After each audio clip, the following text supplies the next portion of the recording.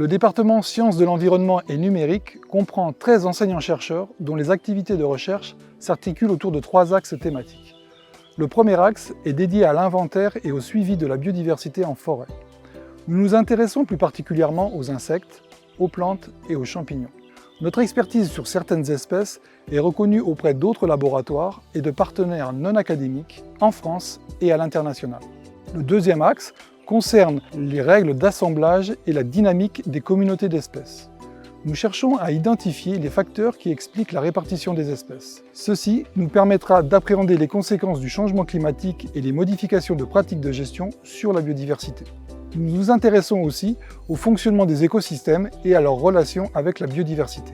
Enfin, le troisième axe de recherche est dédié à l'évaluation et au suivi des risques environnementaux, tels que le risque incendie, sécheresse ou pesticides. Cet axe est étudié au travers différentes disciplines comme la télédétection, la chimie théorique, la géographie de l'environnement ou l'agronomie. La grande majorité des enseignants-chercheurs du département fait partie du laboratoire d'INAFOR qui s'intéresse aux paysages agri-forestiers.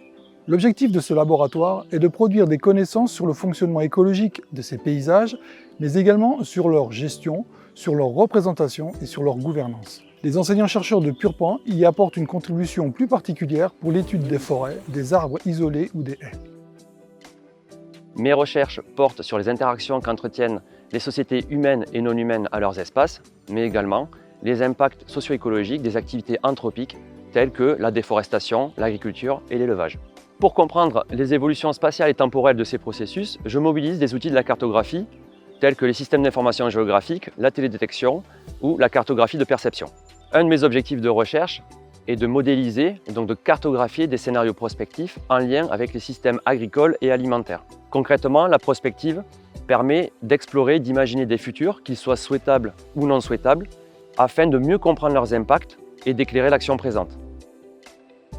Dans mes travaux de recherche, je modélise à l'échelle atomique les interactions entre un pesticide et le sol, et par ces modélisations, nous essayons de mieux comprendre le comportement des pesticides dans les micropores du sol.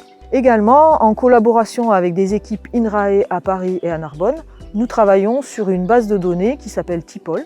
Cette base de données répertorie des polluants. Grâce à cette base de données, nous pouvons aussi utiliser un outil statistique qui nous permet de mettre en relation les propriétés à l'échelle atomique et le comportement dans l'environnement de ces polluants.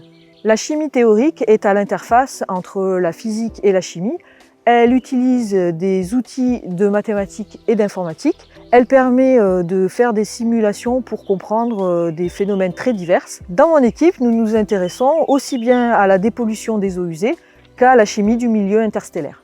La validation de nos simulations se fait en collaboration avec des équipes d'expérimentateurs, aussi bien physiciens que chimistes.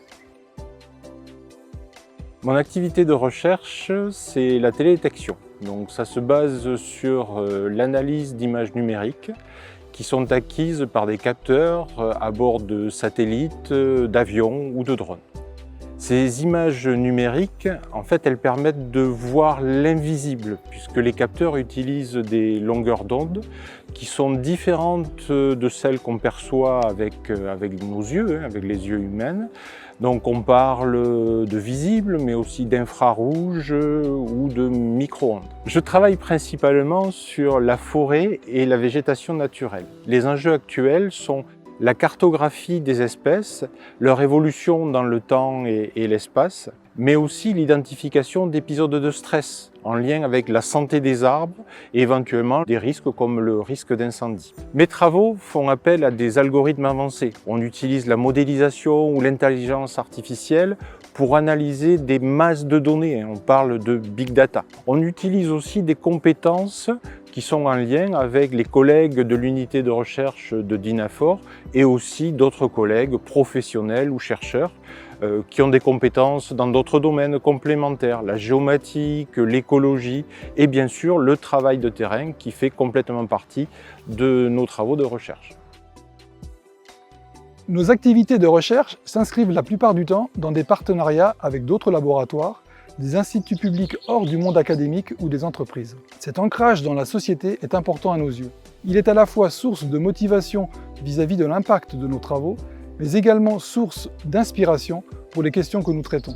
Les connaissances que nous produisons au sein du département permettent de mieux comprendre notre environnement. Face au changement climatique et à la crise de la biodiversité, elles offrent des développements d'outils et de cadres de pensée qui permettent d'imaginer des solutions fondées sur la nature.